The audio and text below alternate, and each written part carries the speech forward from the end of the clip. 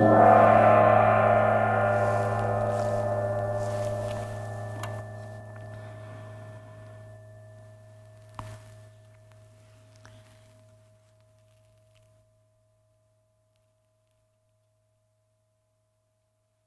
again. I've eaten chocolate chip cookies since we last met, and so I don't know what effect that's going to have, but possibly some, and just enjoy whatever arises. So we're going to be doing clear awareness practice. We're going to start with, We're going to start with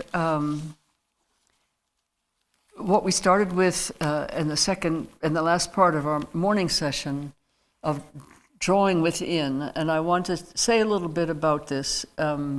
What we did very briefly this morning is part of a slightly more extensive, deeper practice, the core of which I received many years ago. I don't remember even when. It might have been in the 80s, from my former teacher, Venerable Pema Sangzin Khandro, an American yogini, and she called what I'm about to describe to you, she called it the non-grasping practice.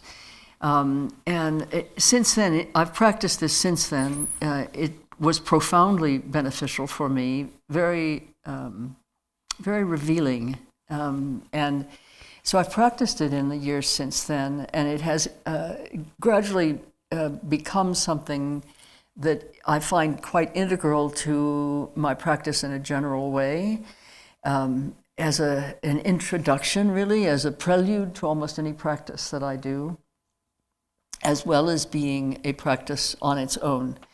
And I have called it at various times when I've given it both privately and publicly, I've called it the secret practice. I also sometimes refer to this by the name of a student who took it up very faithfully. Her name was Taryn Kennedy, and she died about 2 years ago. And one of my close students for many years, actually an apprentice for a couple of years. And she really wanted a practice, but she didn't want to become a Buddhist. She didn't want to necessarily take on a formal religious designation or affiliation, but she wanted a practice that would relieve her of her intense attachment tendency, which she identified correctly as being part of her pathway in this lifetime to really work with. She didn't know, I think, consciously how short her lifetime was going to be, but she took this practice and took it in and practiced it faithfully until probably a day or two before her death, or maybe even an hour. I don't know how she was practicing at the very last, because I wasn't there. So sometimes I call it Taryn's practice. Her name was Taryn Kennedy. And what amazed me and touched me deeply about the way she chose to use this practice was that this was, for a very long time, pretty much the only practice that she did. And to see what it accomplished for her and through her was extraordinary. She changed deeply and opened to life in new ways, and became significantly the master of her mind. And in her last year, when she had a great deal of suffering, she practiced this day in and day out, whenever she could. Sometimes she couldn't breathe well. She practiced it even then. And she was in Turkey. I was here in Arizona, and we were on the phone using WhatsApp, that app that allows you to have really very excellent video connections in the most improbable places. And she was certainly in a place that seemed improbable and sometimes impossible. So I've seen the power of this practice when she was doing it just sort of day by day, and also when she was challenged beyond bearing. that the practice was what gave her the relief to be able to continue living, actually. So I'm very happy to share it with you in a very simple way. I mean, one can do it very profoundly and extensively, or one can do it, very simply. We did it already this morning, the practice of gathering oneself within, gathering your consciousness, gathering who you are, gathering you deep within the very essence of your being. And sometimes if you have certain kinds of practice foundation, you would experience that as the central channel in the subtle energy channels of the body. Otherwise, just the description of gather yourself into the very center of your being, that was all I gave her at that time, and that was what she used and continued to use. So it goes to the same place. The center of one's being is the wisdom nature, is the heart of wisdom within oneself, and it moves in the Tibetan tradition. We talk about the channels. It moves within the central channel, the wisdom channel. So gather yourself there. Just draw yourself fully within the wisdom channel of your being, into the very center of your being.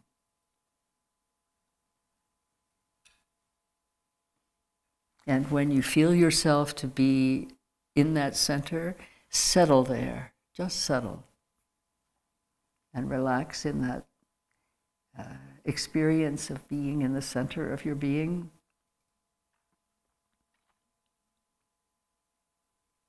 And take your time, there's no hurry.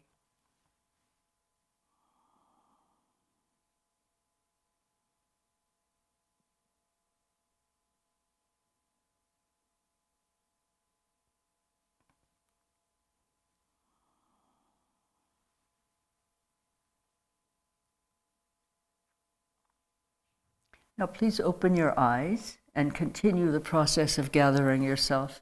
Open your eyes not above the horizon line, not above 45 degrees, but and in a soft, open, unfocused gaze, with your eyes open. The rest of our practice will be with our eyes open.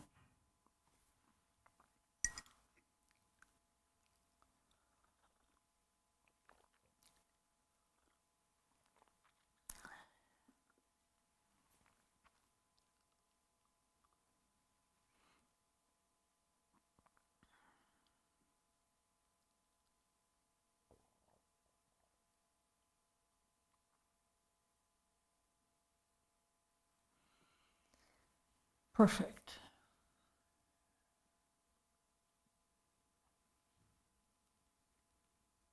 Now, for some, you may experience this moment as a kind of spreading out, a relaxing and kind of spreading out throughout your awareness. Some may experience it as a very clear up and down, vertical movement close to the spine, from the heart of the earth up through and out to the heart of the heavens, the heart of the skies, and down again, and upward and downward motion of energy, or sensing of energy, or light, or beingness.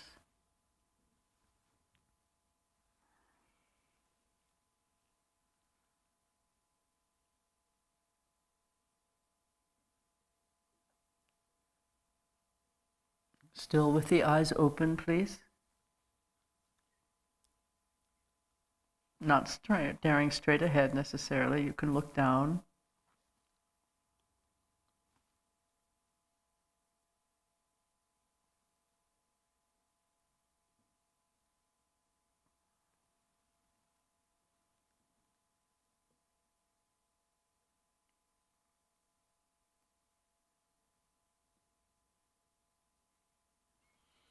And now see at the heart center a horizontal axis of energy or awareness, meeting the vertical axis of awareness or energy. And take your physical arms, if you can move them, and hold them out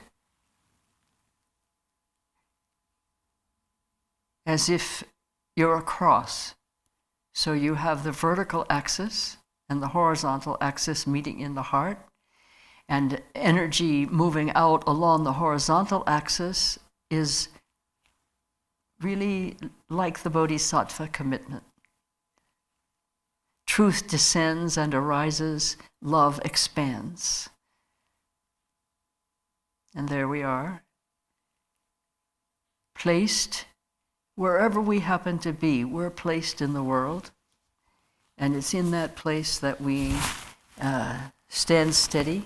Even though we may move to another place soon, we stand steady wherever we find ourselves in the moment. And that horizontal and vertical axis are the meeting of the material and the infinite. They are never apart. They're never apart. They're always one. That's the point of union in the heart, from which expands the limitless love that we've been talking about.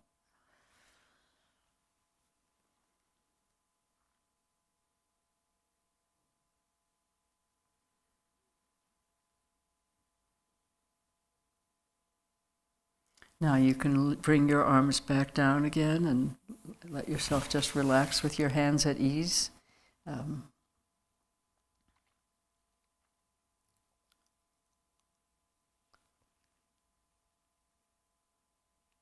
And now look within. Some will experience it as the third eye, the eye in the forehead looking within. Some will just be aware of an awareness that becomes innerly aware. It's the inward attention that allows you to see your mind, its condition, and its nature.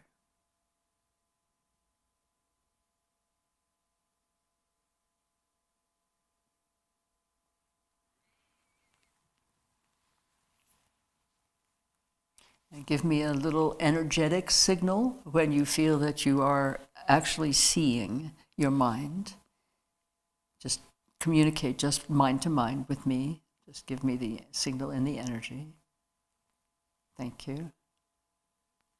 I'm going to wait for a few more to signal.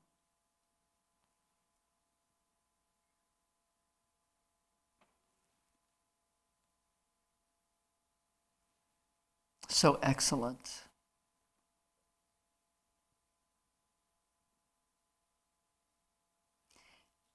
So now you've glanced within. Now I invite you to gaze within, to allow the glance with which you are seeing your mind. You have caught a glimpse of mind here, and now allow that glance to become a very relaxed, soft, undemanding gaze.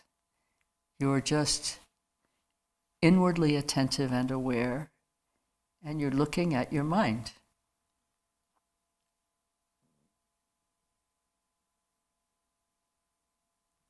You're seeing things move. You're seeing thoughts, your impressions, questions, feelings.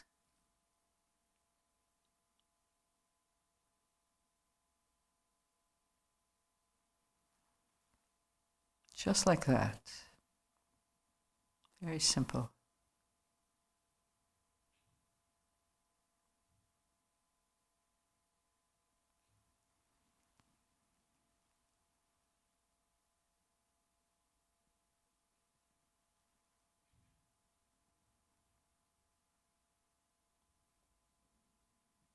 Now, in this condition and state, 3 times, let's take a cleansing breath. You just breathe in through your nose and breathe out through your mouth in a very natural way. Nothing fancy here. Just take a nice deep breath in through your nose and then exhale with the mouth slightly open.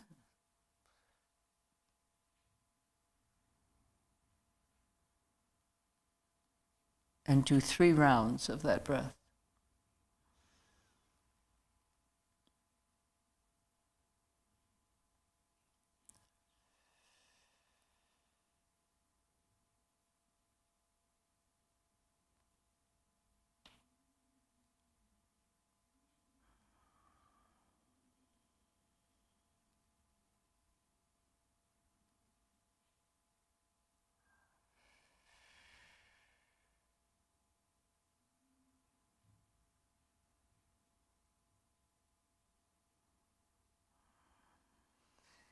Now there's a bit more space to work with. We're going to do another 3 rounds, this time on the out-breath.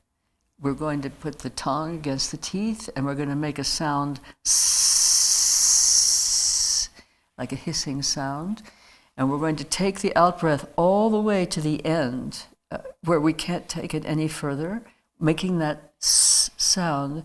When we reach the place where we can't take it any further, take it just a bit further, and then suddenly release, suddenly let go. Do not take an in-breath. Your body will do that for you. Okay, so we're going to do 3 rounds. Again, breathing in through the nose, and the out-breath.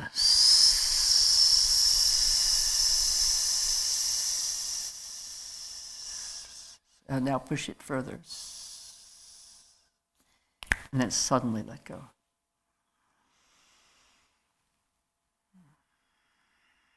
Body fills up like a balloon. And then you can take a couple of normal breaths if you like.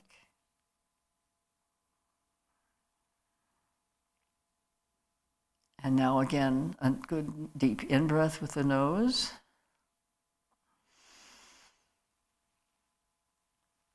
And out with a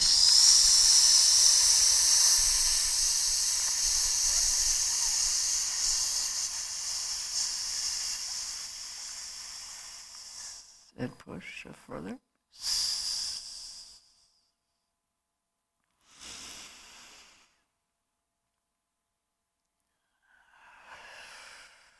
And relax. And once more.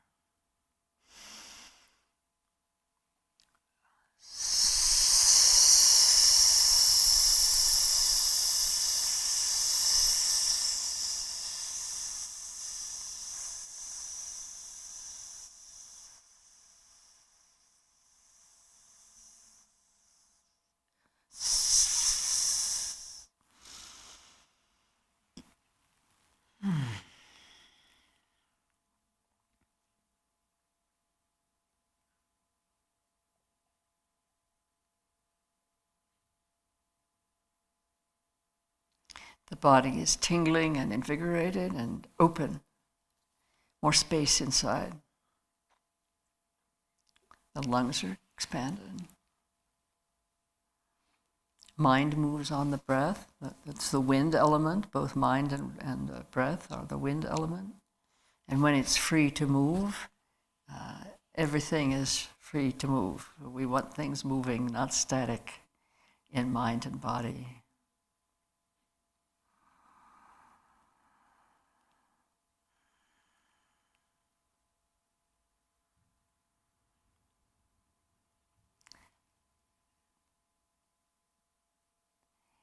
There.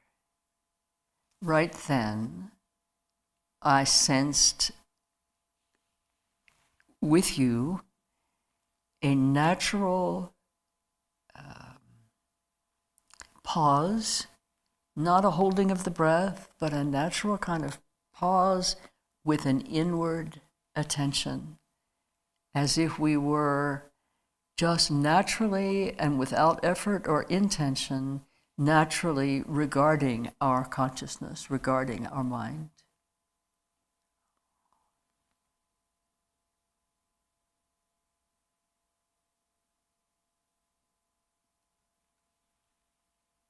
Rest in that quiet inward attention for a bit.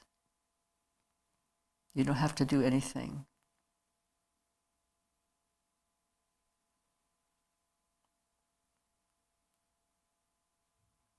Just being with your mind and your observations of it.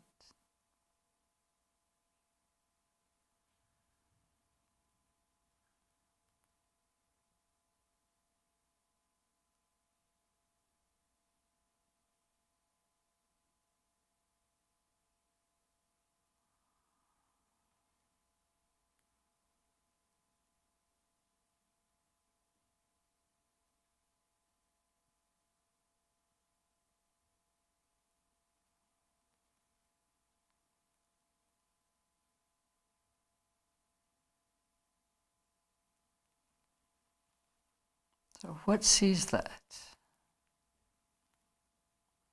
what sees what's moving in the mind, what sees the unmoving mind.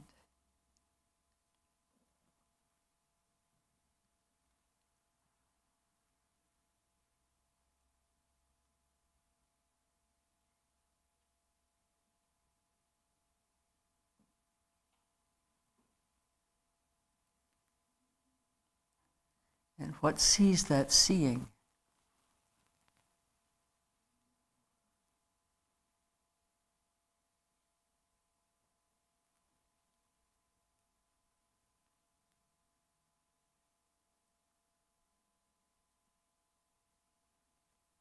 Clear awareness is the meditator.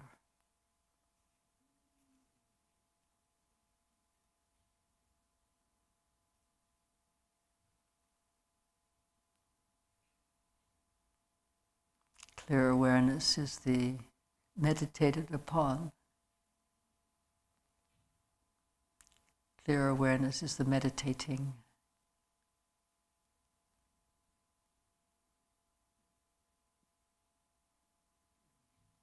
And in this, there are moments of non-dual seeing, non-dual awareness.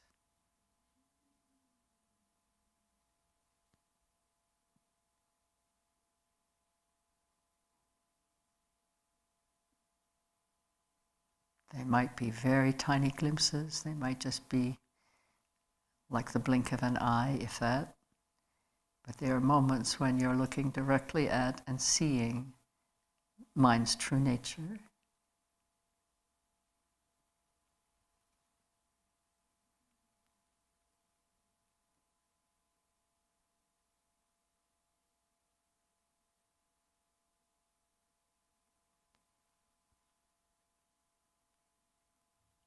Simple, effortless.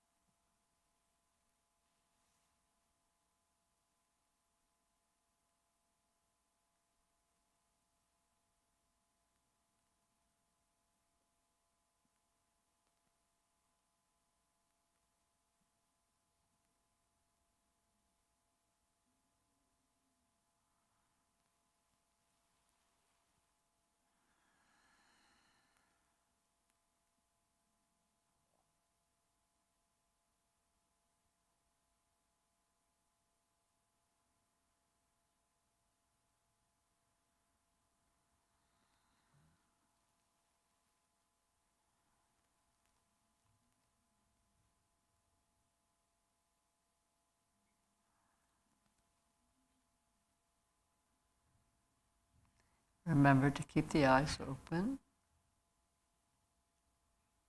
Soft, easy gaze.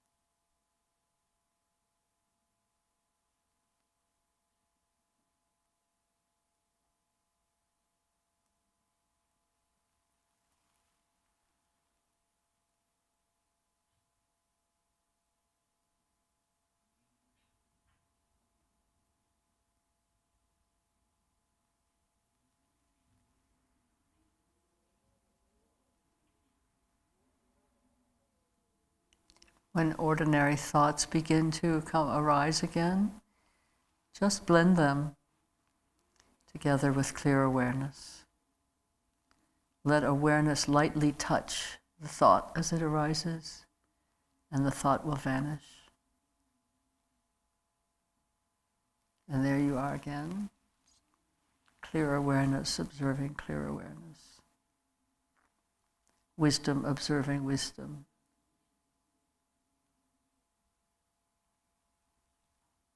Emptiness and emptiness.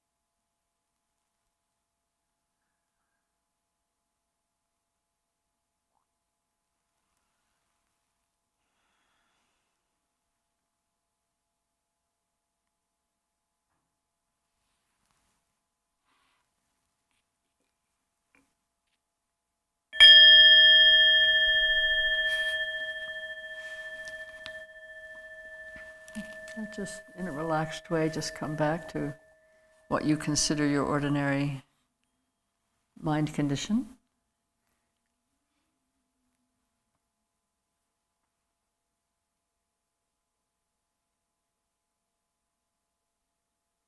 Move around just a little bit, shake yourself up a little to loosen.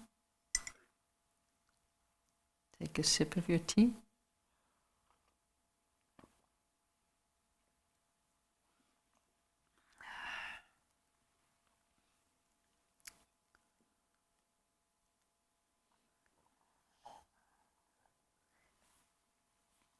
For moments there together, there was the experience of non-distraction. It's funny to speak of something with a non in front of it, right? Rather than to say it was an experience of this, we say it was an experience of not that. But our ordinary state, meaning our natural state, is non-dual, which we experience in our regular lives, but we're not aware of it. It's that we're not seeing it, not recognizing that we're seeing it. Actually, we see it, but we don't recognize that we see it. That's what is called in the prayer of Kuntuzangpo, that we do not have the recognition of the awareness of the ground of our being. And we're going to be working with the prayer of Kuntuzangpo tomorrow in some detail. So we won't continue there for the moment. But this state of non-distraction that may have come and gone a bit in the course of the practice that we just did, or your recognition of it may have come and gone, is distinctive for the fact that it is, in fact, the natural state. It is the natural state to dwell in mind undisturbed, clear, limpid, expansive. It's the normal state for us to have the mind jumping around, the consciousness jumping around like a flea, basically, from one thing to the next, and back again, grasping at our thoughts or emotions or images, whatever sense impressions arise, grasping at them, not because we want them particularly, but because grasping is what we think. Let's see if I can find a more precise way to say this.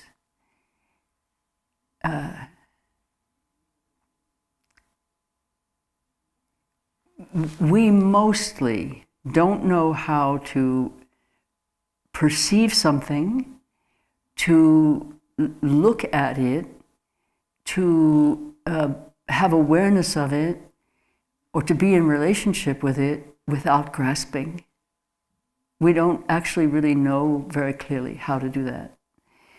And so anything that arises in the mind or in the sensory, in the sensorium, in sensory experience realm, our way of interacting with it is fundamentally grasping, or the obverse of grasping, which is repulsion. But they're both of a grasping nature in that they rely upon our conviction of the solidity of the experience. Now, some things we know are not solid, they're ephemeral, but nonetheless we treat them as if they are things. We reify them. That's what reify means, to thingify something. We treat our sensory experiences, our sense impressions, our thoughts, our emotions, and so on, our passing moods, we treat them as if in some way they're solid, and that we need to either pull them towards us, hang on to them, push them away, or confabulate them. If we're confused, we're often frightened. Human beings particularly, but I've seen it also with dogs, and perhaps with other creatures, but humans are my home base in this lifetime, so I know more about my human experience than I do about my experience in other forms. But when humans don't know what's happening, when humans are uncertain and confused, and can't explain something or get a grip on it, so to speak, literally, we use that as a mental formulation, get a grip on something, but it's very potent in its pointing to grasping as the nature of our interactions. Grasping is a transactional nature. Our relationships with phenomenal reality are very much of transactional nature, and grasping is inherently part of that. And what we think of as not grasping, as pushing away, is still grasping at the solidity of that element of our experience in relation to us. Again, all coming from self-identification, self-reference. So grasping and pushing away are sort of two faces of the same fish, if I may. I don't know where that came from. Let me say two faces of the same chocolate chip cookie. And the ignorance element, which is the third of what we call the three poisons, grasping, aggression, and ignorance, or passion, aggression, ignorance, or grasping, aversion, and confusion. In that one, we're grasping to the need to elaborate. We're needing to elaborate, we think. We don't think about it consciously most of the time, but sometimes we do. To elaborate an explanation or a story or a scenario or a narrative or a context that gives us some handle, again, a simile that's pertaining to grasping, that gives us a handle on the experience of confusion, the experience of ignorance. And that's what happened in the scenario that I outlined at the beginning, when first differentiating consciousness becomes aware of self. There's confusion, as the prayer of Kuntu Zampo names it, a wavering doubt, an experience of wavering doubt. I, other. Some explanation has to be found. There's I, and then there's something else. And that experience of wavering doubt tends to be accompanied by a subtle fear, which then can become a greatly increased fear, which greatly inclines one to generate anger, hatred, attack. So when I speak of non-distraction, a mind of non-distraction, it's the mind that some of you certainly, because we're here together mind to mind, even though not in the same room, I could experience with you that for moments, and some for extended moments, we're in a state of non-distraction by grasping, aversion, or confusion. Mind was resting within mind. That's non-distraction. That's the natural state. That's not a flea. That's just being. It's not a flea jumping around. And then, ordinary thoughts come back up again, regular thought patterns come back again, but then one can regather the attention within. And there's a gesture I sometimes make for myself when I'm needing to regather or to focus, just like this. Just like this. Bringing the awareness within, again, within the central channel, or within the center of one's being.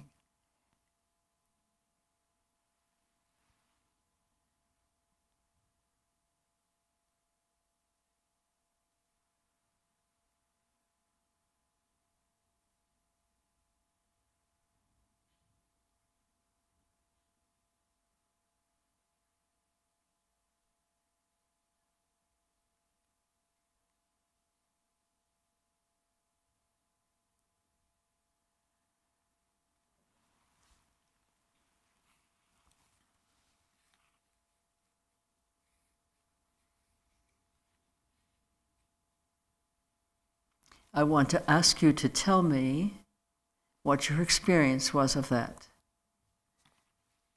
So somehow or other communicate to me, if you can, mind to mind, something about what your experience was of that gesture of bringing the gaze, bringing the attention within intentionally.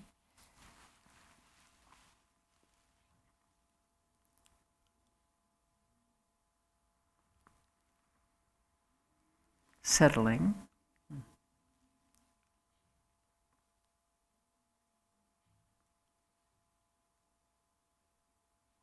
Very energetic, yes, and greater precision.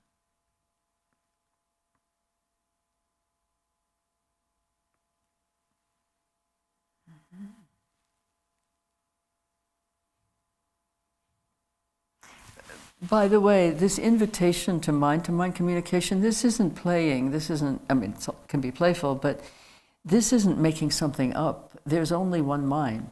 As Rinpoche spoke of very eloquently recently, he said, there's only one mind. It may look as if we're not in the same room together, but we're together, we're all here. There's only one mind. There are many consciousnesses, one mind. When we're working like this, one mind. So you can feel me, you can sense me, you can also see me visually. I can't see you visually, but it doesn't take away the communication. The communication is ongoing.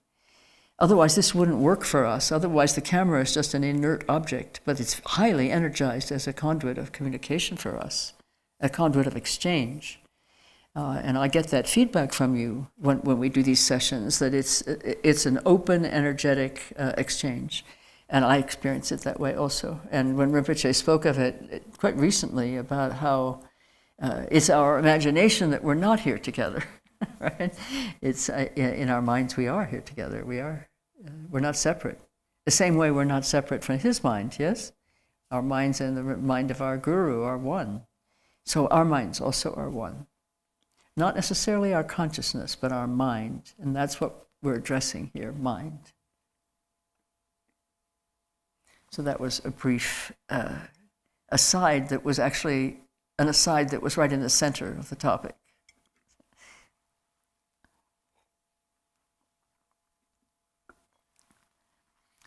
So I want to come to a point here about why we're doing this. This thing that we're not actually doing anything. I'll call it a doing of something for the moment.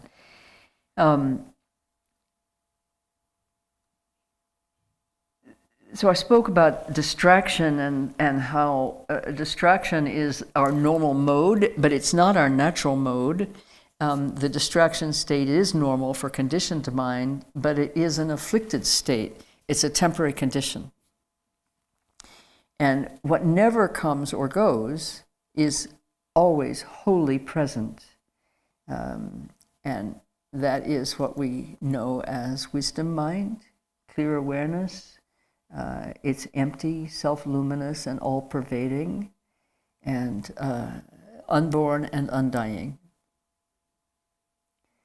That's what is seeing your mind when you look within. That's what you're seeing as mind when you look within.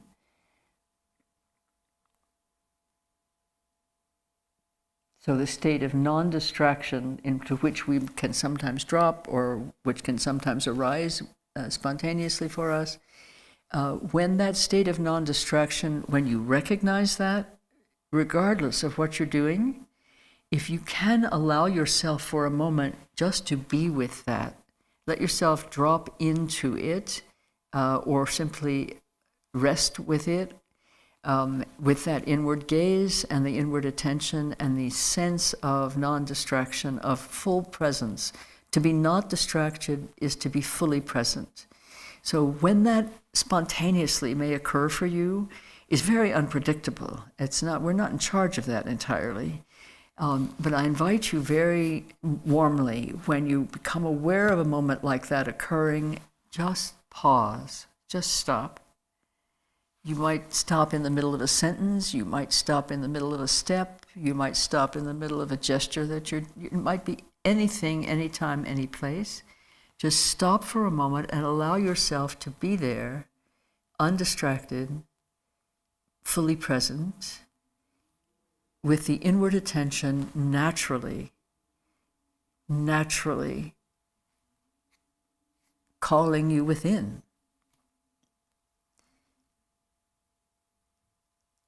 And this is a very wholesome and wholehearted, easygoing way of cultivating the attention that we consciously call on to allow us to have penetrating insight into the nature of mind. The stability that comes with the kind of breathing that we did briefly, this we could refer to as, for this practice, the secret practice or Taran's practice, we could refer to that as the shamatha phase of the secret practice, and the point where we intentionally bring the gaze, direct the gaze within to the center, to see the nature of mind, we can refer to that as the vipassana phase of this practice. And that, for those of you who've done shamatha and vipassana practice, that will register. You'll know what I mean. And for those of you who have not had those practices, if you have a local teacher who can give you shamatha or vipassana practice, both and, preferably, or if not, one or the other, I would heartily recommend it. Those are foundation practices for this kind of work. So Rinpoche's guidance to us about clear awareness practice is practice clear awareness at all times. Always and only, he says, always and only look at clear awareness. That's why you're hearing me at times, as we're sitting like this today, asking you, what sees that? And it's not a rhetorical question. It's actually inviting you to look to see, what is seeing my mind? So the question, what sees that, is a pointing out instruction. It points to where to look and how to look. It doesn't point to what to look at, because what's there, it's the seeing that we need to see. And then to recognize the what sees that is the same as what is being seen. Non-dual awareness we're talking about. So in the ordinary, though, in the ordinary run of events, in the course of a day, we're engaged in many activities that don't have to do with sitting on a cushion or practicing clear awareness in an intentional way like this. It's very important. In some ways, it's more important to practice clear awareness in the ordinary run of activities, in your daily activities, because that's where all the distractions are. I mean, they're also in our minds, mind you, of course, we know that very well. But, out there in the world, or in there in your house or whatever, whether you're locked down or out in the marketplace, distractions galore and glorious, yes? So when we cultivate that inward attention, very subtly, very finely, this is not drama we're talking about here, this is dharma. When you're cultivating the clear awareness in the inward attention, you're cultivating a relaxed mind state, and everything can still come up, but with clear awareness, on call, as it comes up and into clear awareness, because that's what your mind is in. And as a phenomenon or experience, a feeling, a thought comes up into the field of clear awareness, it becomes one with that field. This is what is referred to, that I spoke of earlier, as mingling clear awareness with the phenomenon. And it's particularly beneficial when something disturbing arises in the mind or emotions. Then, like a balm, you apply clear awareness over and over again if something hurts. Apply clear awareness.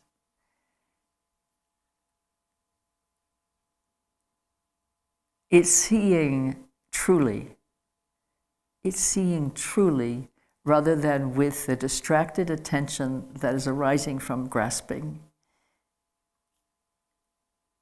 with the kind of hostile, rebuffing attention that's arising from aversion, or with the confabulated, confused, narrative attention that's arising from confusion. Yeah? Clear awareness is none of those. They all disappear into clear awareness.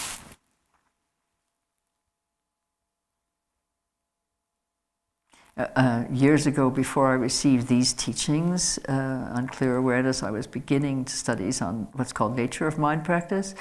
And it's the same. They're the same teachings, just different kind of language and different kind of pointing out instructions. But the Lama I was studying with at that time, he gave an instruction that I've never forgotten, that I just loved. I think I might have touched on it earlier today.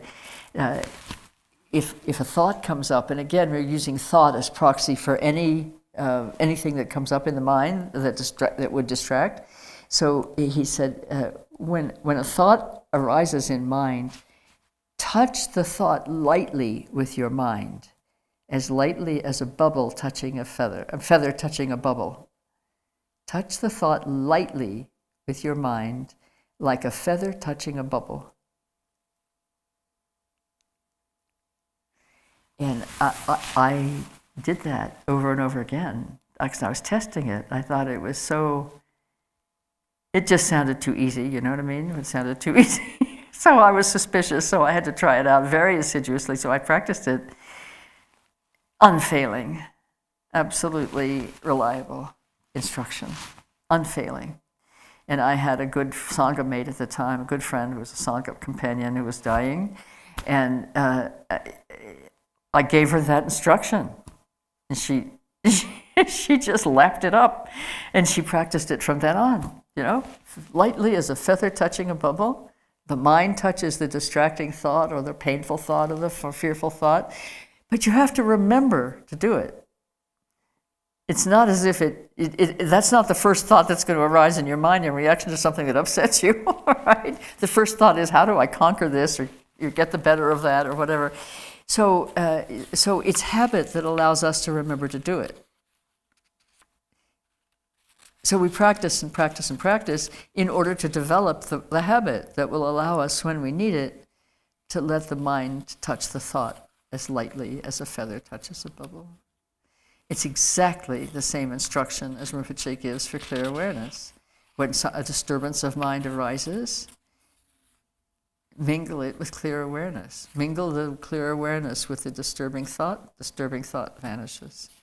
This is not magic. This is natural medicine for unnatural condition of mind, to bring us back to what is natural, what is true, wholesome and holy. Yes?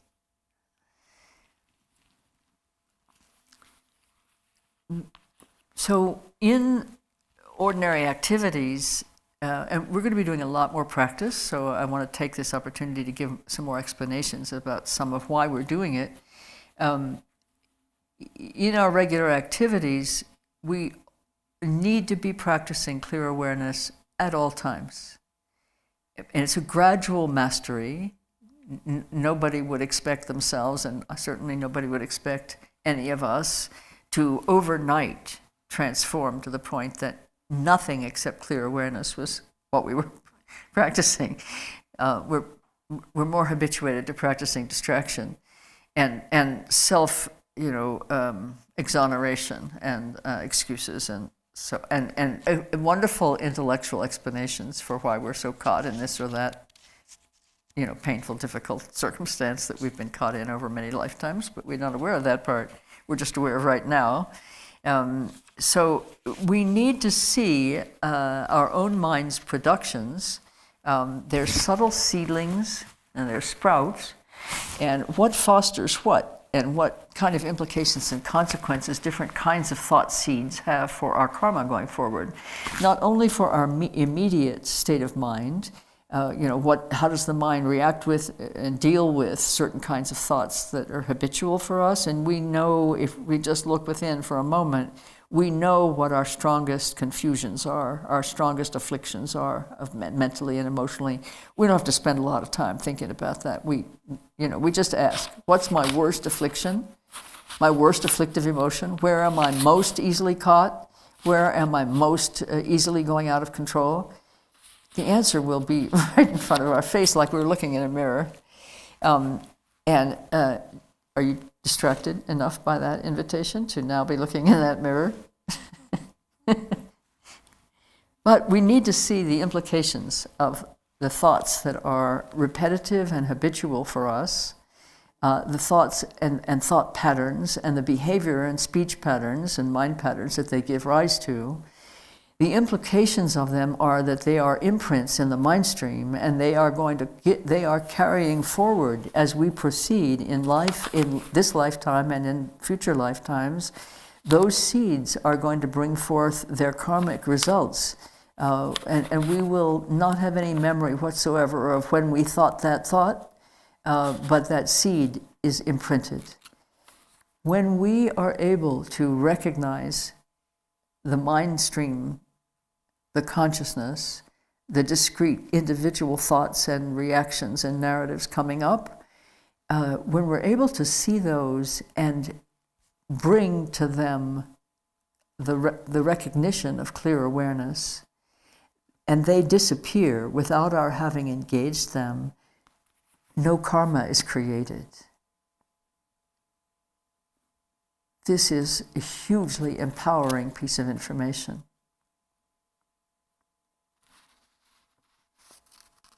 You may not believe in karma, so to speak, quote, believe in karma, unquote. You may not believe in karma. That doesn't mean it isn't a natural law that is both your great gift and your great sorrow. In the relative reality, we speak of victims and perpetrators. We speak of wrongdoing and harm-doing and people who have been harmed and so on. In the ultimate reality, there are no sentient beings harming or being harmed. There is this open space, self-luminous, never coming nor going, unborn and undying, beingness, and the consciousness brings forward lifetime to lifetime the seeds that have been planted by our actions of body, speech, and mind that arise first in mind. Mind is the greatest determinant of our future karma. So to become a clear-sighted observer of mind's activities and proclivities and habituations is to become a person who's empowered, not at the mercy of your own vagrant thoughts, but empowered to choose what seeds you plant, and to choose to plant seeds of good for yourself and all beings. Otherwise, there's harm from afflictive emotions. Afflictive emotions are afflictive to you and by their results, afflictive to others. So when we see our own mind in the act of creating these seedbeds of karma, in other words, the productions that will continue to play out, what I'm guided by and take tremendous strength from is an instruction given by Guru Padmasambhava, otherwise known as Guru Rinpoche, who was an Indian Pandit who brought the teachings of the Dharma to Tibet from India. And he was the author of many texts known as treasure texts, or in Tibetan Dharma, and they were secreted in places and in people's minds for future generations to be found when needed. One of them is the book that colloquially in the English-speaking world is known as the Tibetan Book of the Dead. This is a dharma of Guru Pema, Guru Padmasambhava, and it is instructions for how to move through to liberation, if possible, in the states that follow death. And it's like a blueprint, really, a roadmap for how to move through the different states following death. There is one key instruction that applies all the way through, which is to see all appearances as the mirror of your own mind, which is to take ultimate responsibility. It's also, as he speaks of the nature of mind and the being after death, having the ability to recognize the confusion or afflictive emotion arising at a given moment, or the arising in the mind stream, because the consciousness is continuing. The person doesn't continue, but the mind continues. And in the period of some time following death, the consciousness is still active as if it were the consciousness of that particular being who died. He makes this electrifying observation. It's an instruction, actually. He says, recognition and liberation are simultaneous.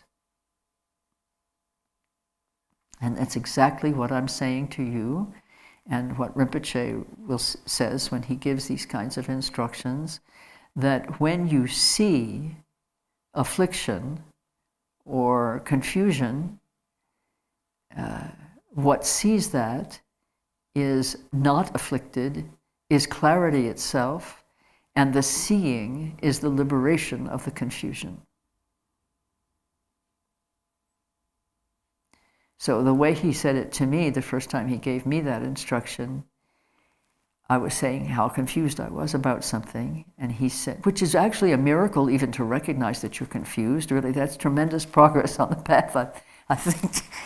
So I was reporting my tremendous progress. I'm very confused, Rinpoche. And he said, what sees that?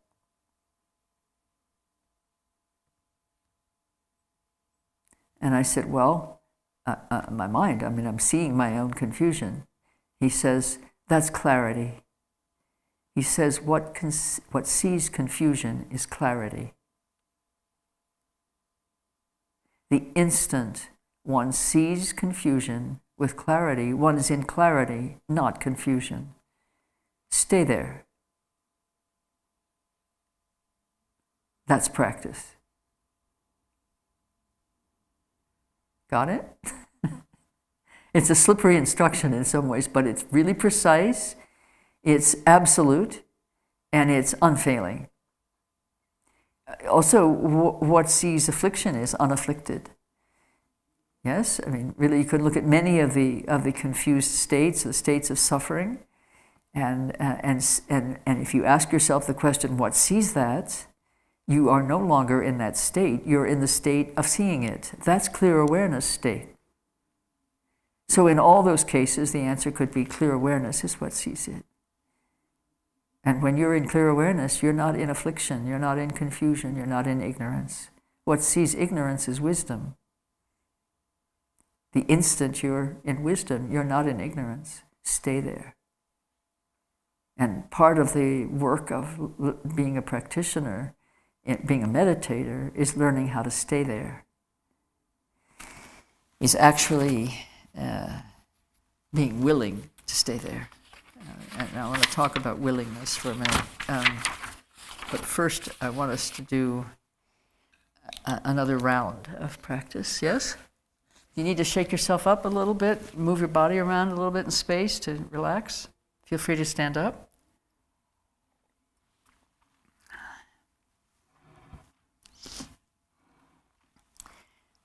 Just dance around for a second or two, just so that you loosen up and relax.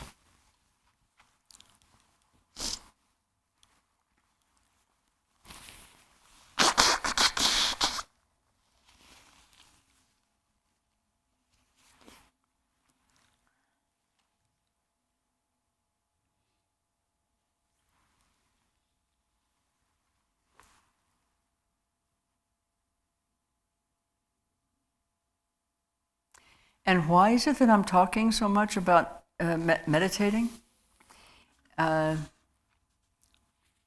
We need to surface the doubts and exhaust some of the habituated reactions before you try to sit, before you try to just let your mind be at ease. Otherwise, you're just going to go off into the same habituated mind, but in a kind of meditative posture. And that's not useful. I speak from experience. It's not useful to do what we've always done. That's how we got where we are. Let's shift. So keep moving a little bit more.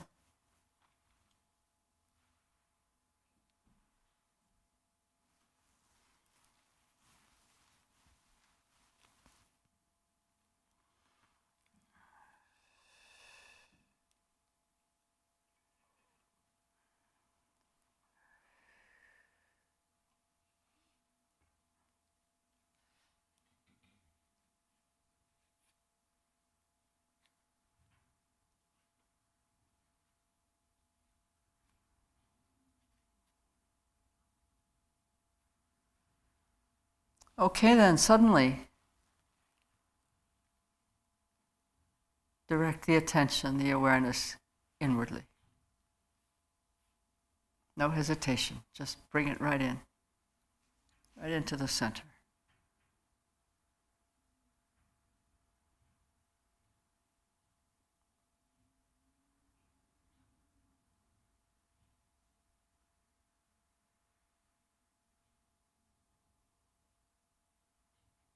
Eyes open, please.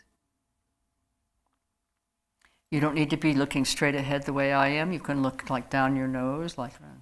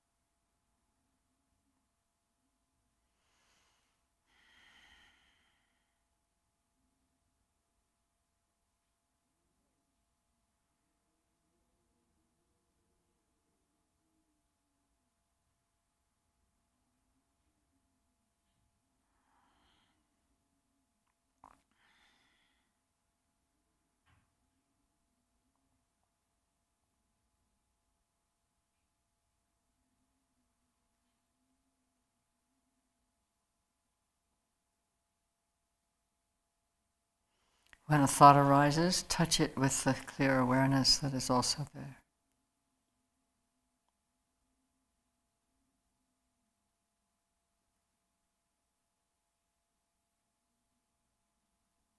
When an emotion stirs, mingle it with awareness.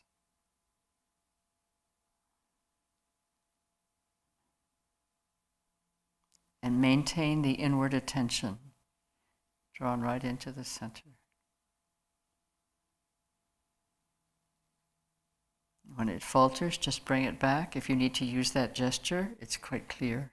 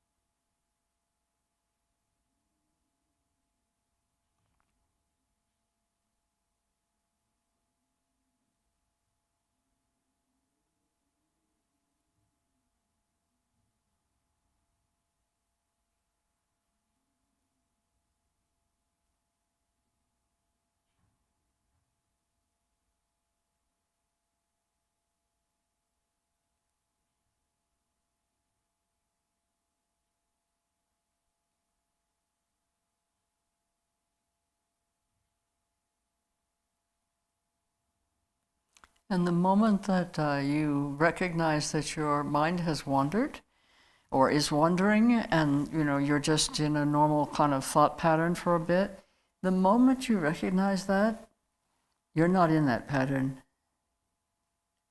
Stay there.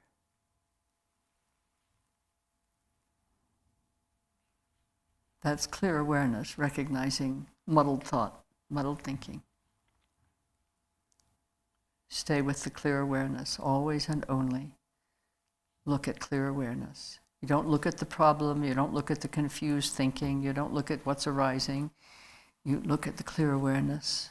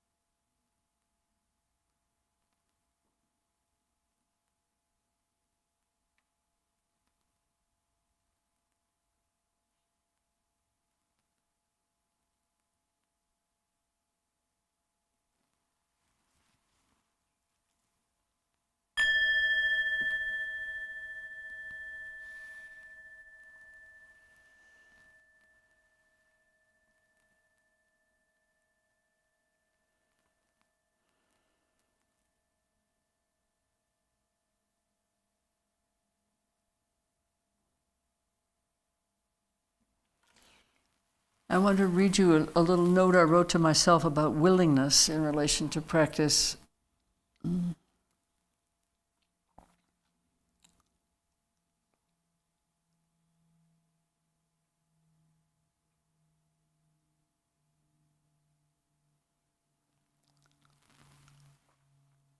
The union of appearance and emptiness, the raw tumult of conditioned mind, consciousness stream, samsaric ocean, all self, with its bare, pure, unconditioned true nature. This meeting is recognized in clear awareness, from which both condition and nature are inseparable.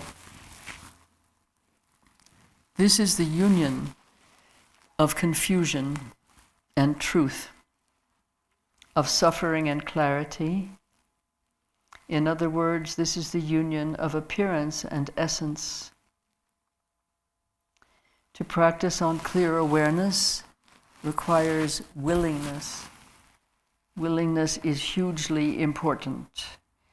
It is a moment of choice that occurs over and over again. Sometimes it seems almost second by second, and it challenges me each time. Am I willing? Am I willing to turn the attention within? Am I willing to turn away from the stream of conditioned consciousness? To turn the attention within to inward recognition of wisdom awareness means to turn away from the stream of conditioned consciousness, to turn within to the essence of appearances, conditioned mind. And I notice, even in a practice as brief as what we've just done, which we were sitting for about 15, 20 minutes, uncountable instance of mind leaning into its habituated pattern of just going with whatever arises and following it and so on, and then jerking itself back awake and saying, oh, this isn't what I'm supposed to be doing sitting here. And then as I remember what I've said to you and bring it to mind, then it becomes less a jerking back than simply blending with. That what sees the momentary wandering of attention or awareness away from looking at one's own conditioned mind with clear awareness, what sees that is clear awareness itself. In that instant of seeing is a choice. That very instant, when the confusion stream is running, and for an instant clear awareness discerns that, in that instant I must choose. I don't have to choose. I can just let myself go down the stream. But if I want to practice, then I am given an instant there where I can choose to rest in that seeing, that instant of seeing, where clear awareness discerns confusion. In that instant, I can rest there. That's what I meant when I said, stay there. Stay there with the seeing. Rest with the one that sees. That is clear awareness. Always and only look at clear awareness, Rinpoche says. Always and only, that's his phrase. Look at clear awareness. We're endlessly captivated by this stream of consciousness churning away. Endlessly captives. That's what captivated means. We are endlessly captives of that habituated consciousness.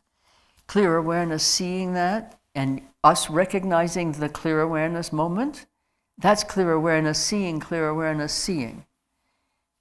Rest there. Rest with the one that sees. Over and over again, you'll see that in pointing out instructions. Rest with the one that sees. It's not a person. It's not this one, Barbara, that sees.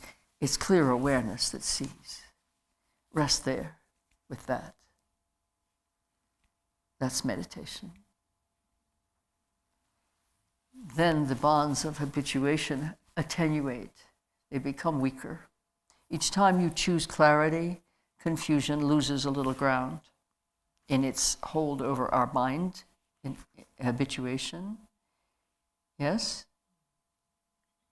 It's like with any habit that you want to let go of, the trick isn't to, it's not even a trick, it's a method of clarity and intelligence. You don't try to smush the bad habit, you recognize the behavior or the choice that is the wise one, the beneficial one, and you inculcate that, you cultivate that, you strengthen that. In other words, you turn to what is true, turn away from what is false. The conditioned mind is based on falsehood. So it is falsehood, it is delusion, and it is deluded, and it is deluding you. And the clear awareness that recognizes even one instant of that conditioned mind operating, that's mind of truth, recognizing falsity, and the foundation of falsity weakens with each moment of recognition when you pay attention to it. If you just let it fall into the stream, it becomes part of the habituated confusion pattern. Instead, we step out onto the bank of clear awareness and let the river keep running, but the river is clarifying. Each time we look with clear awareness and choose to rest there in clear awareness, the river is clearing. It seems slow when we're practicing like at the beginning like this, but this is actually very fast. This is very quick. Changes will be noticeable to you very fast. The fundamental change is the choice to be made over and over again, to choose clarity over confusion, to choose awareness over habit. Over and over again we make that choice. But it becomes quicker, easier, and more, well, it becomes more obvious for one thing. Like, boom.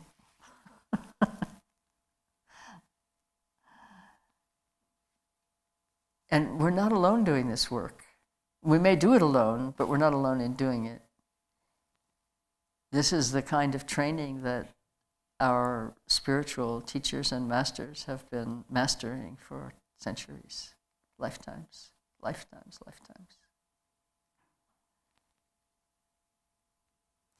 One of my gurus is an 11th century woman teacher named Machik, Lapdron. And when she was coming to the end of her life, she gave a teaching which has gone down, when I've seen it, it's presented as the last words of an old woman or something like that. I don't imagine it had a title. She was talking to her disciples, so she probably didn't put a title around it. She was just speaking, and somebody took notes in some way or other. And this is not my last appearance on Earth. I mean, I have a few more years to live yet. I'm not saying goodbye right now. But I'm going to say her words as if it were my last words, because they're really powerful and profound and simple. And I think it's a pith instruction that really really encapsulates everything we're talking about today. She said, when mind looks at mind, thoughts cease. And this old woman has nothing more to say to you.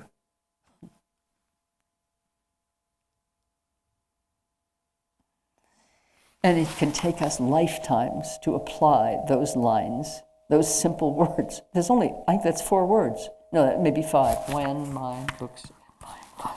It's 7 words. 7 words from Machik Lapdron. When mind looks at mind, thoughts cease. Yeah, 7 words. 7 words of power.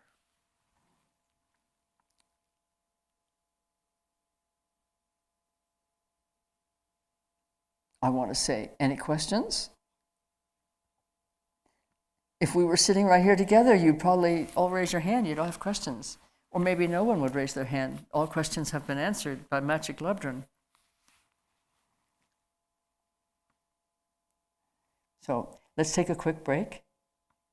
We have an hour left, or almost an hour. Let's take a quick break. Now Dharma centers that I'm aware of are referring to this as a bio break. It's good, huh? So let's go for a bio break and come back right away. and we'll see what happens next. Okay?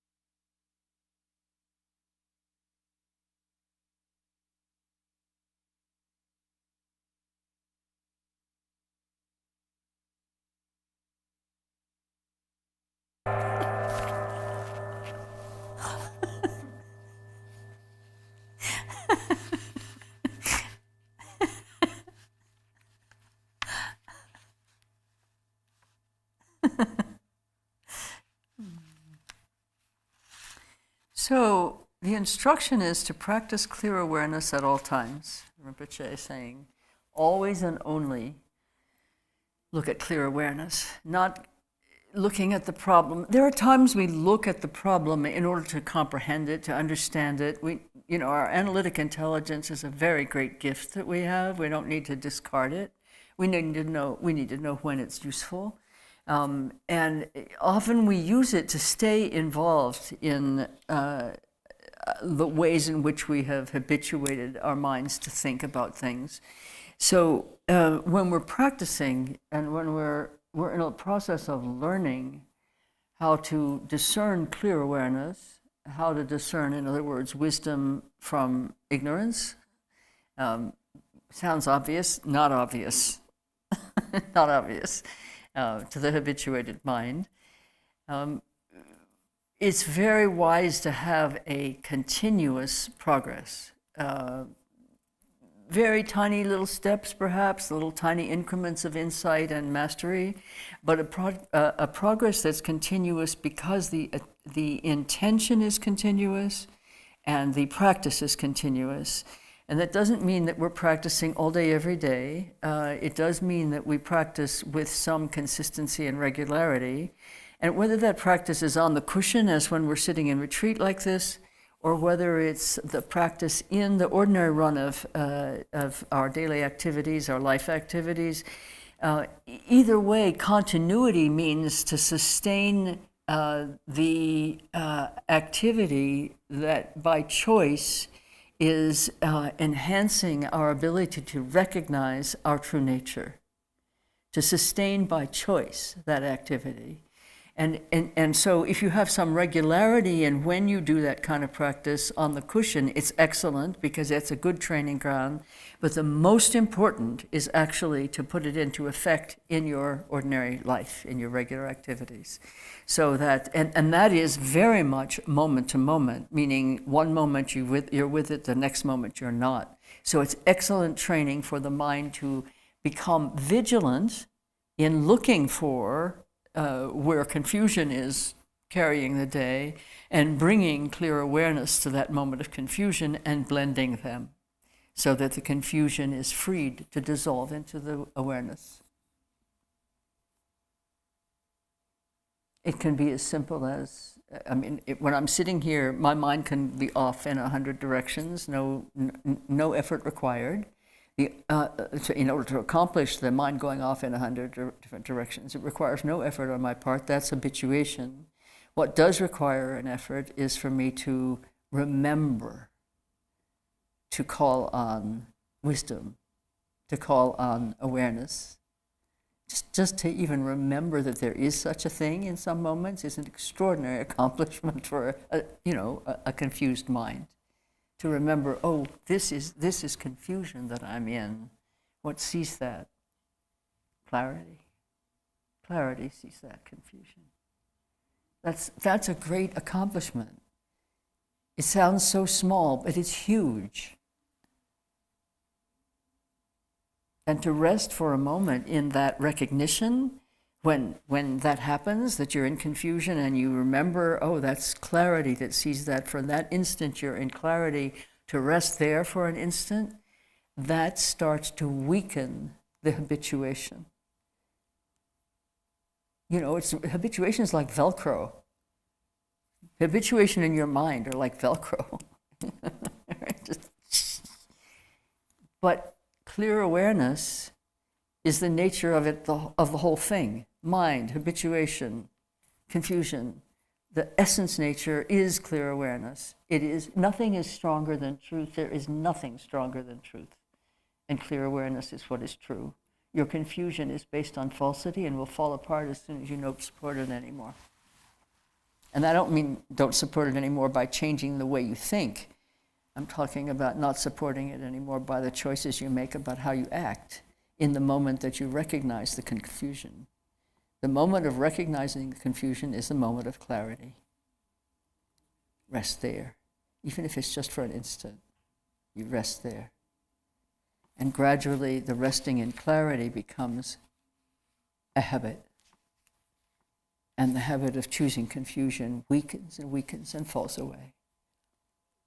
And willingness is an important thing, as I mentioned. It's important to generate the willingness, to withdraw the energy, withdraw the intention, withdraw the attention from the narrative of confusion. And so we need to generate the willingness. And one of the reasons that when we're teaching meditation, we talk like this, we're using a lot of words here where really only one is probably necessary, but it's so that we have information that allows us to know what it is we're seeing when we see it. People can have all kinds of moments of insight. I've had this experience personally, and I've talked with many who've had experiences like this, where in retrospect you realize you were having a moment of direct insight into the nature of mind, but you didn't have any information about that. You didn't have an explanatory paradigm. You didn't have a point of reference. You just felt mind blown in the moment. You didn't know what to do with the event. You didn't know how to interpret it. And that doesn't mean you can only interpret a moment of direct insight if you have a religious framework or a philosophical framework. It doesn't mean that. It means that some information is needed about what is true and what is false. And so we talk a lot about what's true and what's false in order to clear the ground for the direct experience of what is true, so that you'll recognize it. And, we practice to recognize it. I'm practicing what I preach. Not as much as I'd like to, but I'm practicing what I preach. Otherwise, I couldn't preach it. I wouldn't know what I was talking about. I wouldn't have words to try to, and I'm groping for words sometimes, as you can see when I'm talking with you, but I'm finding some words that approximate what it is I'm trying to point to, so that you have pointing out instructions so you know where and how to look at your experience. This is really helpful, really important.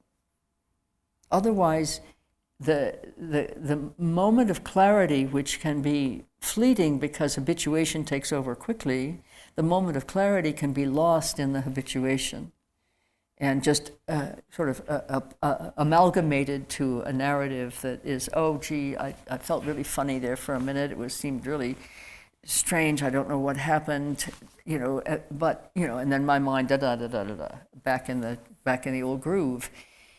Whereas if you know to pay attention to a moment when confusion gives way for just an instant to, oh my gosh, I'm really confused. Oh, I'm clear about that. That in itself is like it's a wedge between you. It wedges open the door to insight.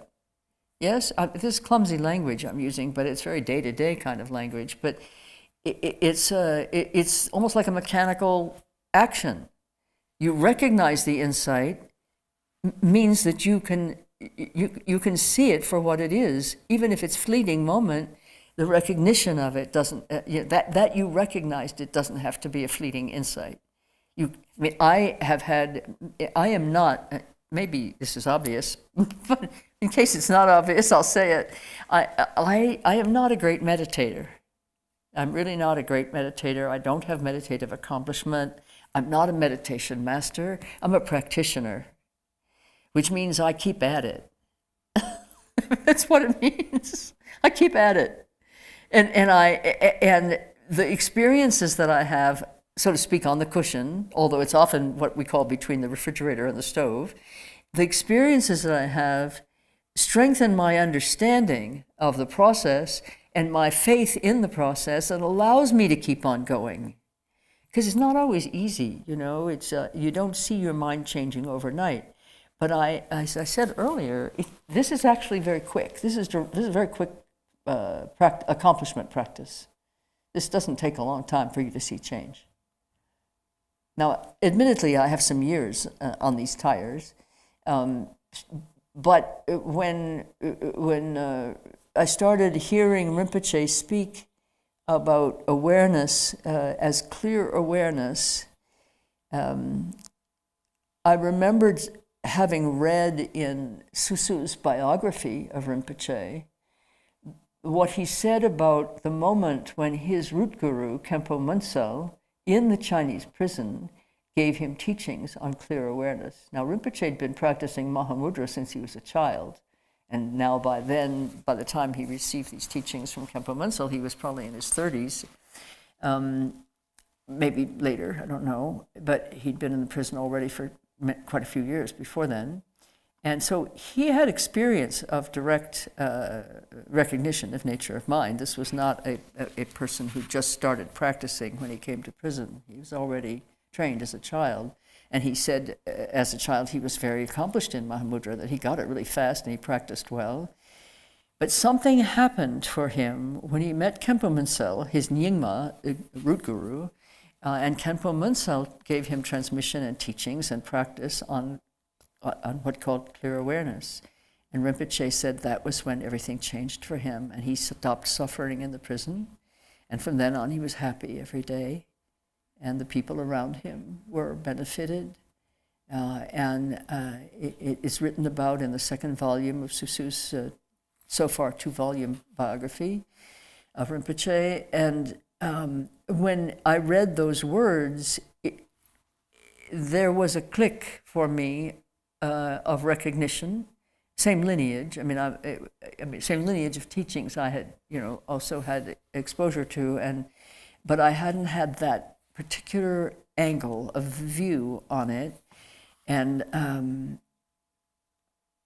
my practice changed from that moment on, and so things started to move much more quickly for me.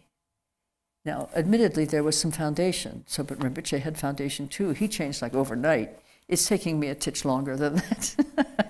but I'm witnessing here to the power of, clear description of clear practice is clear awareness in action. And we can take those words and we can, if they resonate for us, what words resonate for us are often very significant for the particular angle of practice that we need. So, for example, to call the direct insight into the nature of mind primordial purity or primordial wisdom, I had an experience where, those two different phrases had some application in a certain moment, and I knew that one of them was 100% accurate to my own direct experience, and the other one was not quite. It doesn't mean it wasn't true, it just wasn't entirely accurate to my particular experience. And so I knew what to follow. I needed to follow that which was precise to my own experience, because that was the door that was open in front of me. The other one I had to kind of keep knocking on. This one was open, so I followed it. It made all the difference. And the same thing happened with Rinpoche's teaching in his biography about receiving those teachings from Khenpo Munsel on clear awareness. So I'm groping for words for you. Take the words that really open your mind to your own direct experience, because we must have confidence in our own experience of our meditation and of our insight. We have confidence in our teachers because we know that they're speaking truth based on experience, not just book learning, but ultimately we are our own teacher. Ultimately, there's only one teacher. It's the nature of mind itself. It's the one teacher.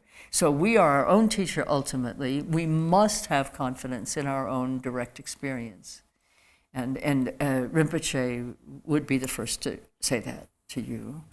I'm the second. Maybe he's said it first already, so maybe I'm the second to say it. It took me a long time to have confidence in my general practice, but the direct insight into the nature of mind is incontrovertible. When that occurs, confidence is there. And then you need to proceed with confidence in what you've seen and experienced directly. It's not ambiguous, the direct insight into mind's nature. It's not an experience that's ambiguous.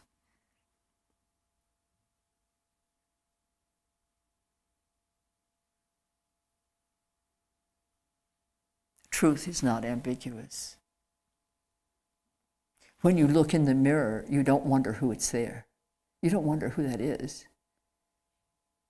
You recognize that face. That's what it's like. Oh, always there, just never saw it. But it's always been right in front of me. Now I have a mirror. Now I recognize it. That clear, that direct, that simple, that incontrovertible. Yes? That unmistakable. And the language, there might be different elements of language at different times that come closer or farther away from the direct experience of that moment for you. But be flexible with the language. It doesn't have only one description. That's why we have so many words. Just pointing. Look that way, look over there, look that way.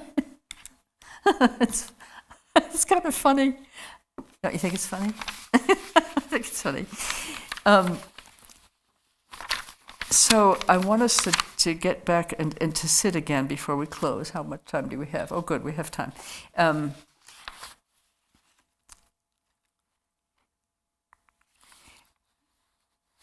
So as we proceed with this kind of practice, whether it's clear awareness or nature of mind or Mahamudra, Dzogchen, whatever name we have for it, gradually, one of the things that it's a gradual. The insight may be sudden, but it's a process gradually to discern in the mind the actual impulse to do or make or think something, to create something. That there's an actual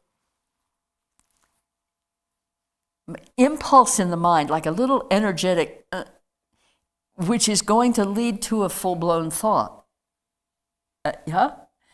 And some of you are familiar with this image that I use of a bell curve and the three moments in the lifespan of a namtok, of an affliction, of a thought.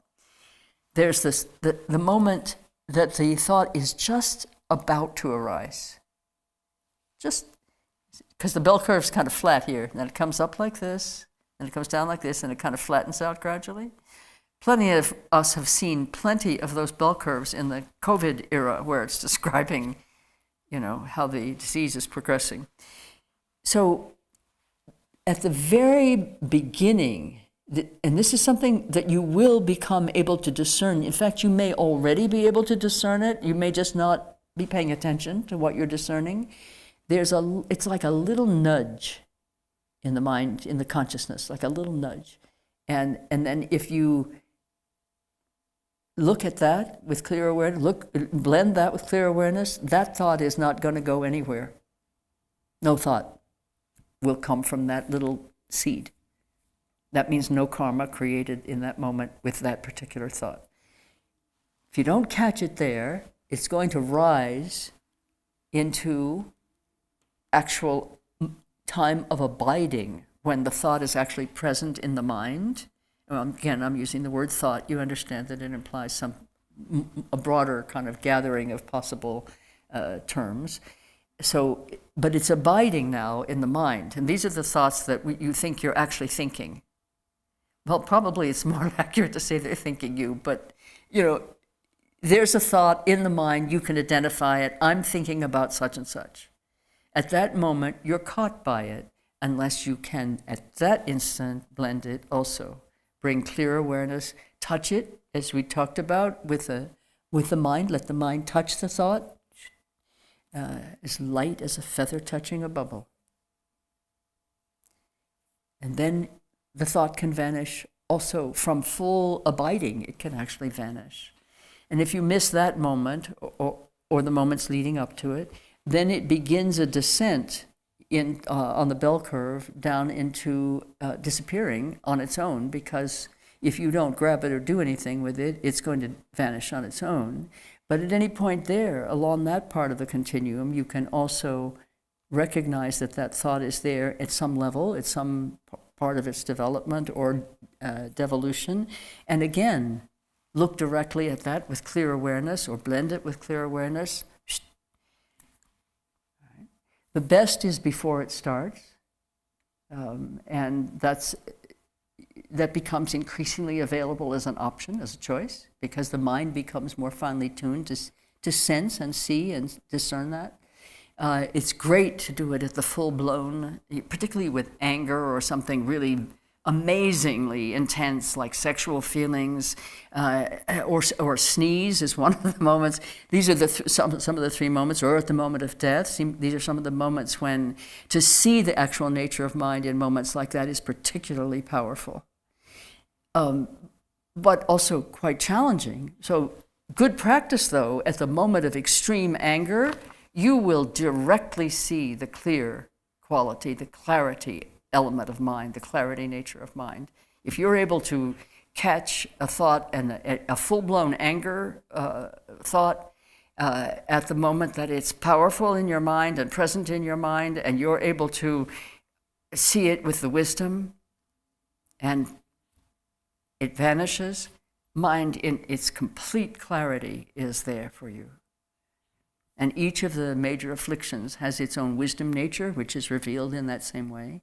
So any of the wisdom qualities is inherent in any of the qualities of ignorance or delusion, and to be able to penetrate the delusion with clear awareness, the wisdom is revealed. So with patterns like anger, however, and desire, great attachment, they are, we're quite apt to discern those when they've already started to go down, to degrade, and so we're no longer quite as much in their grip. Do you know what I mean? We're claimed by anger and desire. We're just taken over by them. Can be, when it's really strong. And the first point at which we may have enough discernment capacity is when they have started to weaken already. But still, if at that moment, with clarity, you can recognize it and bring the awareness and the affliction together, the affliction will dissolve in the clarity. So I'm describing this in this kind of progressive, schema, so that you can begin to recognize where you are in the process and take heart that no matter where you are on this bell curve, clear awareness sees the whole thing. With clear awareness, you see where you are. It's building, it's about to happen, it's building, it's full-blown, I'm completely helpless. Oh, that's clarity. And I make it sound like magic. It's not magic, it's fact. Clear awareness is truth. Affliction is delusion, arising from and perpetuating falsity. Nothing is stronger than truth.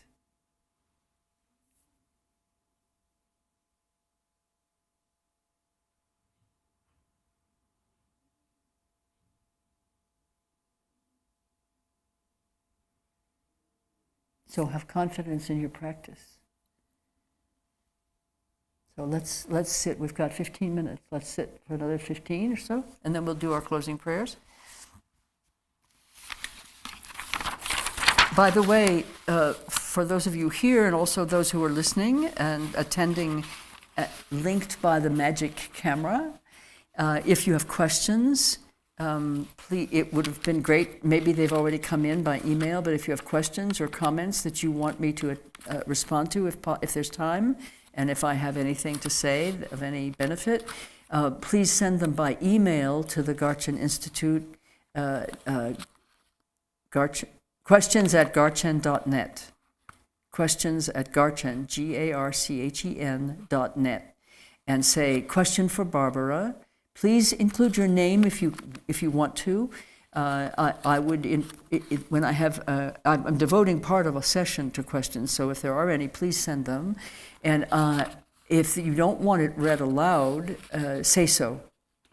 And I won't identify you by name anyway, but if you don't want your question read out loud, say don't read it out loud, but that you'll be in touch with me to find out something about it at a later date. Okay, can't do Dharma by correspondence and extensively, but I'd like to be able to answer them for the benefit of everyone. A question that you have in your mind is a question that somebody else has in their mind as well. So don't be shy if you have questions. They're so often the doorway to wisdom. Okay. So we have about 10 minutes or so. Yeah. So, any questions about how we're going to sit right now?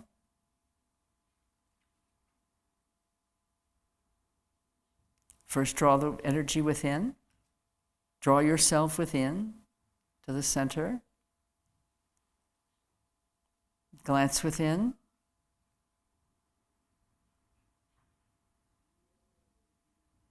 Settle. Now let the steady gaze within, clear awareness, illumine the landscape, discern thought or narrative,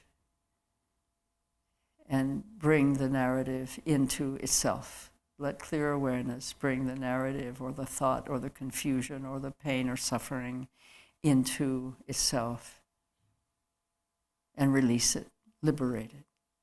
Okay?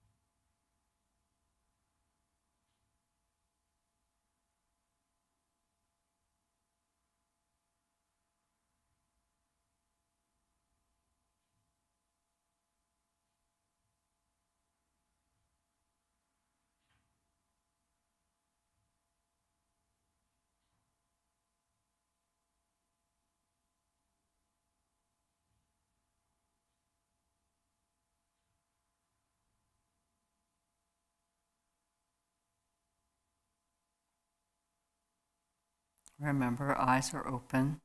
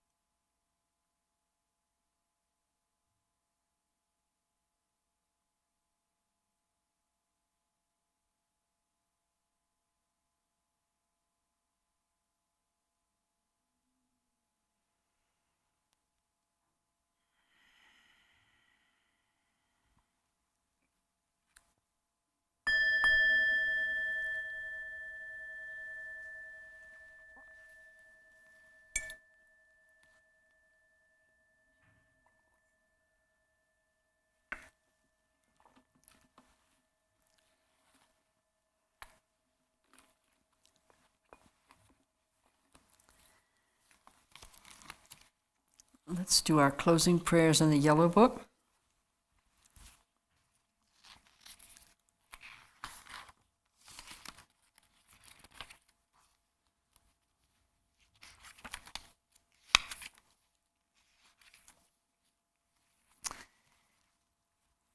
Page 11. By this merit may I obtain omniscience, having defeated the enemies, my wrongdoings.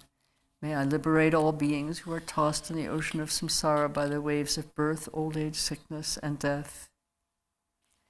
Whatever virtue sentient beings possess, whatever good they have done, will do, and are doing now, whatever goodness there may be, may it permeate all beings everywhere.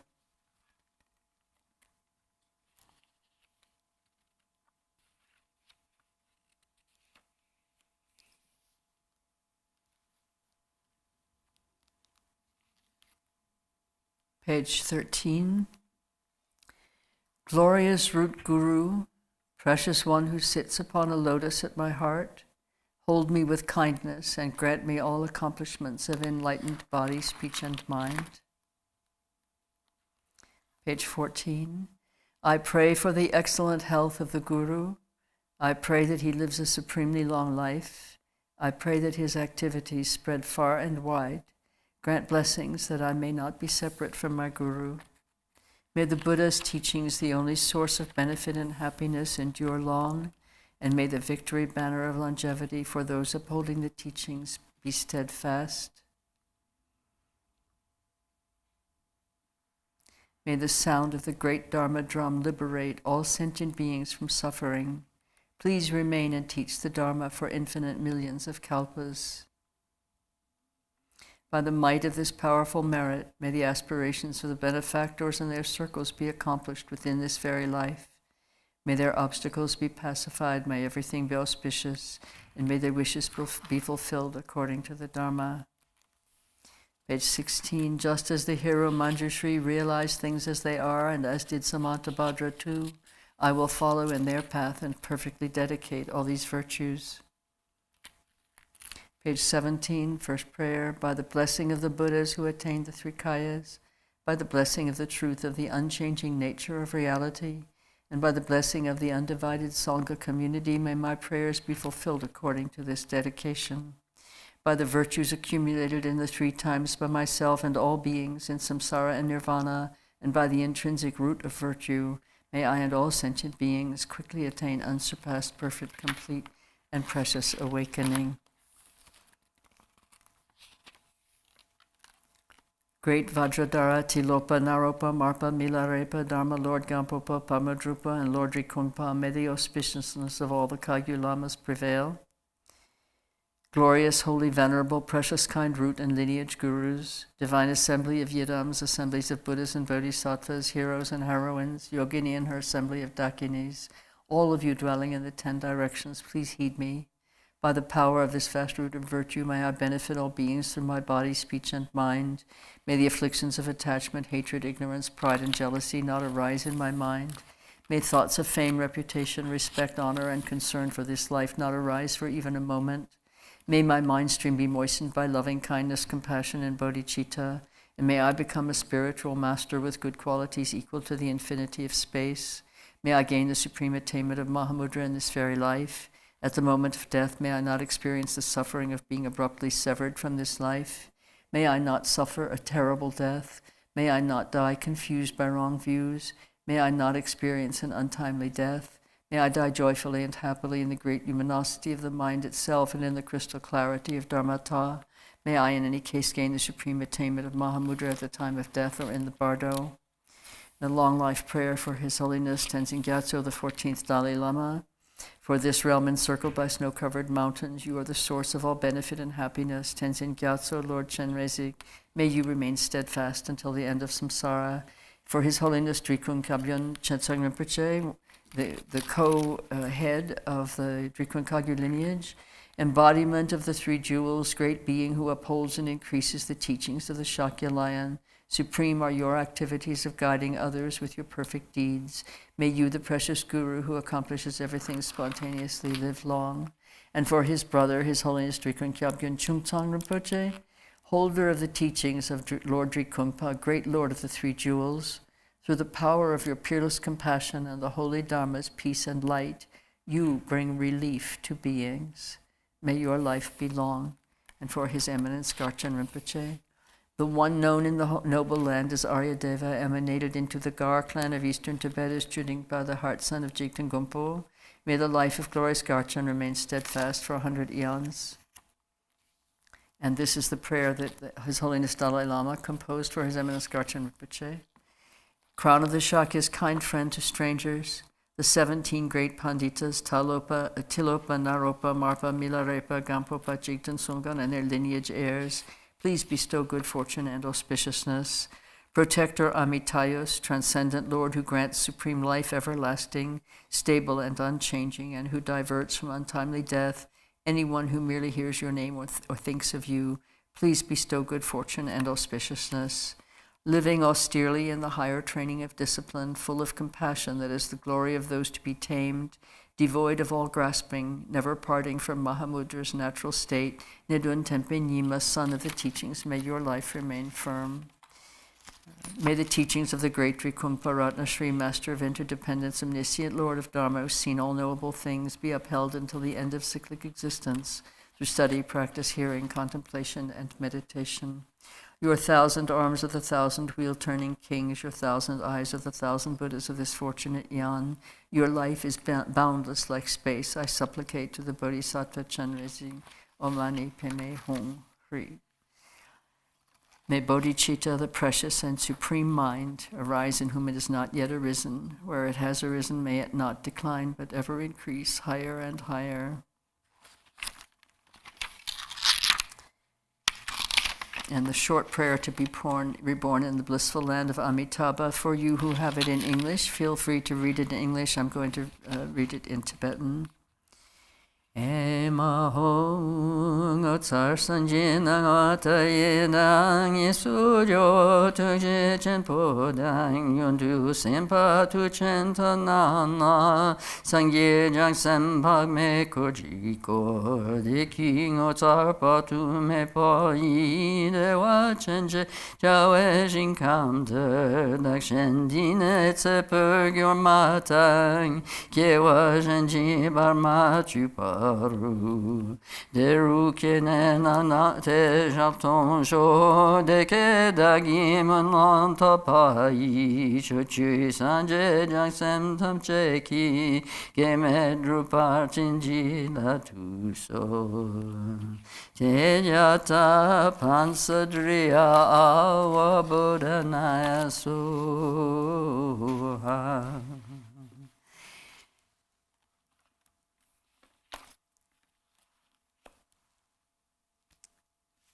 A word about our schedule. There will be silence beginning at 4:30 today. Silence has begun. For those who wish to observe silence, obviously everybody's circumstances are different, so do as you wish. It's completely non-obligatory. I will be in silence from now until except for necessary speech. Obviously, we must be able to say, please, this or that. At 7, I'll be in the temple for a session of silent sitting. I would love to have you join me. Those who are present physically, please join me if you wish to. 7 to 7:45, a simple silent sitting session, no instruction given, just to practice as we've been practicing today. And the same tomorrow morning, 7 to 7:45, I'll be in the temple. The camera will not be on. It's just mind to mind, present together in the one mind that we are. And then the schedule is it up on the screen at this time, perhaps? Okay, maybe it can flash on the screen for a moment so people can see it. We'll meet tomorrow at 9:30 a.m. and silence will end at, I forget what time. At the end of the morning session, silence ends. So that would be at 12. Okay. Any questions from the Worldwide Sangha? So if you do have questions, please send them. I would very much like to receive your questions. I'm very appreciative, very thankful for our day today. Your presence was luminous. It truly one mind we are. And I'm so grateful to be able to sit with you in this way, to share what little of the Dharma I have received that I understand. And I hope I was able to share it in a way that it was meaningful to you. And we continue tomorrow with more. So until I see you again, thank you.